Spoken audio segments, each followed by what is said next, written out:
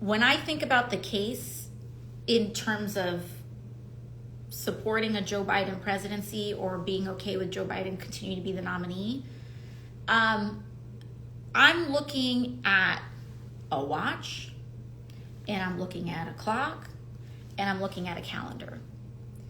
And I think that if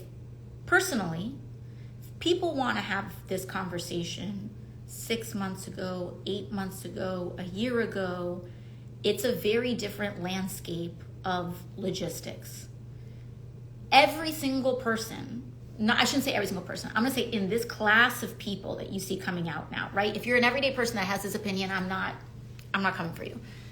But this whole class of people who are coming with this other opinion now have supported the president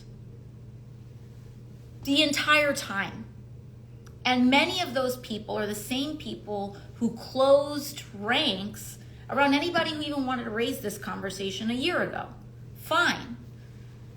But we need to me, like, I'm looking at a lot of different things.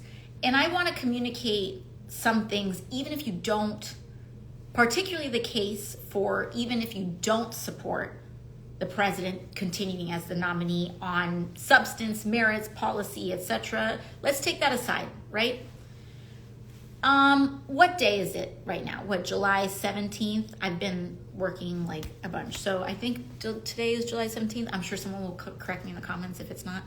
But the point is, even when this conversation was like really kicking up, July 13th, I think people need to understand the reality and the gravity of what these people are proposing.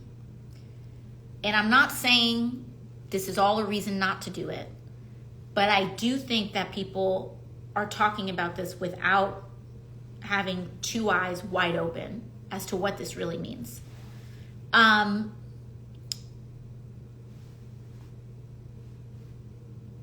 Democratic Convention is in, 4 weeks or so? The state of Ohio has legal ballot access issues that require a name to be enrolled and certified on their ballot even before the convention. And that's not because of Democrats, that's because of Republicans. And to people, there are some people that quibble and they say, oh, well, that's not really true because they actually passed this other law that allows the deadline to change. That law that allowed that deadline to quote unquote change also gets enacted and enrolled something like 60 or 90 days after passage, which now puts us in a legal gray zone. So whether you think it's above board or whether you don't think it's above board, I can tell you that it is guaranteed, and it is virtually guaranteed, and it has been confirmed by the Republican Speaker of the House that Republicans are already preparing legal challenges to any name change on the ballot that may happen, occur, arise, or be possible. And so for us, I want us to, opening this conversation, I think it's important for us to consider the stakes, okay? Before you even get into the merits, talk about the stakes. If this is even something that can be opened, right?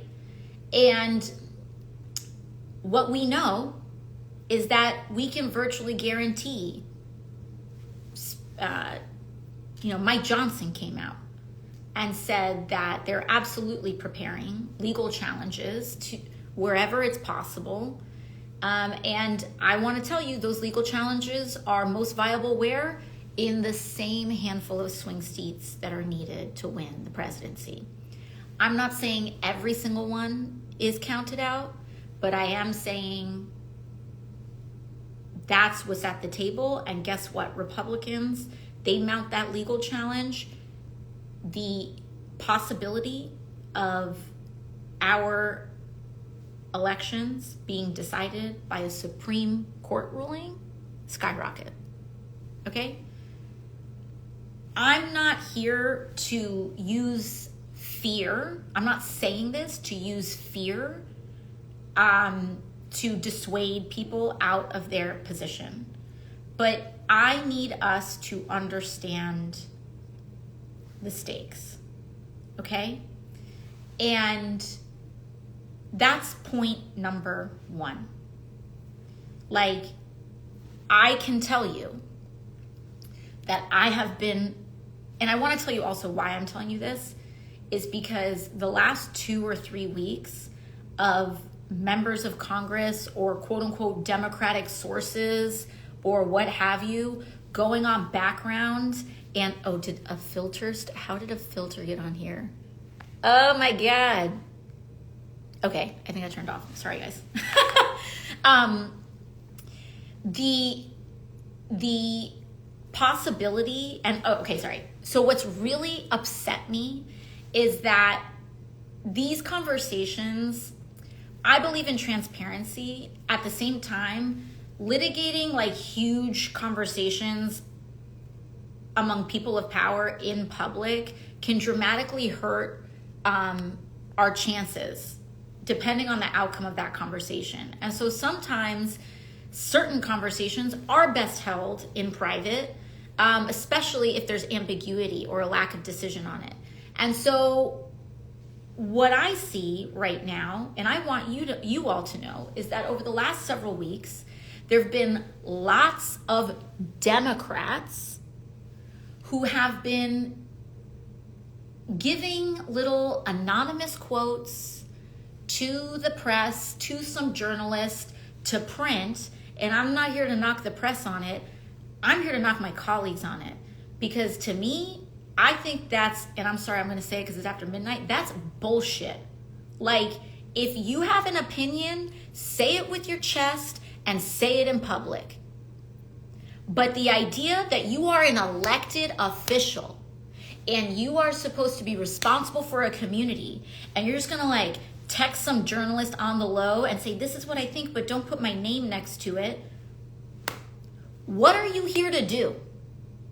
If that's your opinion and if that's what you think is best for the country, put your name on it, okay? But instead, it's all this little pick a little, talk a little to whatever, texting some pundit about what they think because they're too cowardly to like come out with a public opinion. I'm not coming for the people who have made a public statement and put their name on it.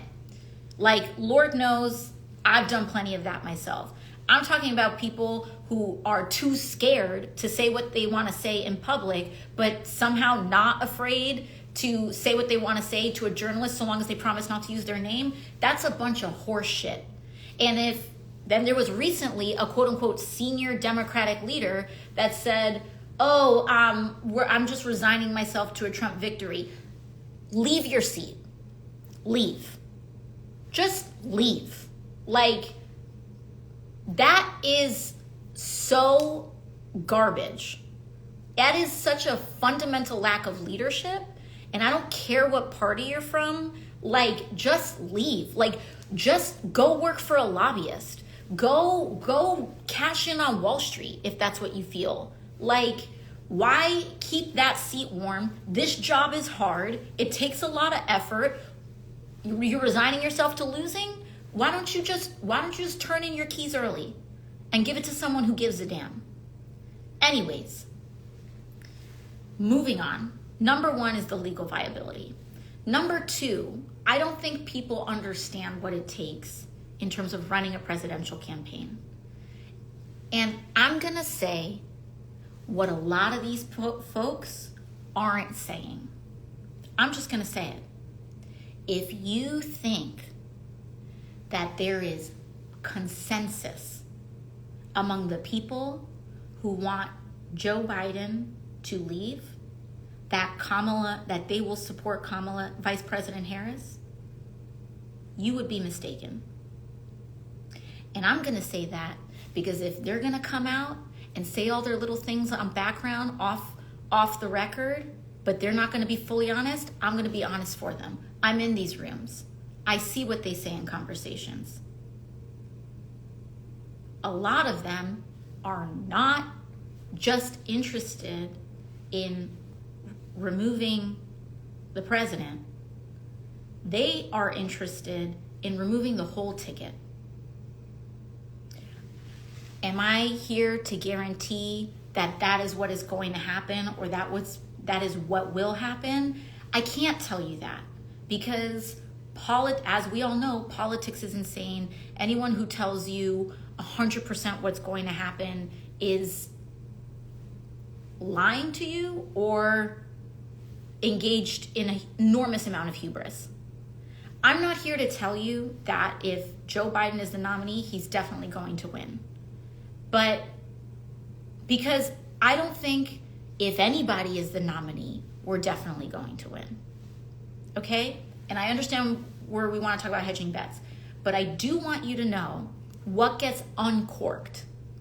Because if you think that's going to be an easy transition, I'm here to tell you that a huge amount of the donor class and a huge amount of these elites and a huge amount of these folks in these rooms that I see that are pushing for President Biden to not be the nominee also are not interested in seeing the vice president being the nominee. Will they win out on that? I don't know, but I am here to tell you, do not take that for granted. Do not take that outcome for granted. It may make sense to you. It may be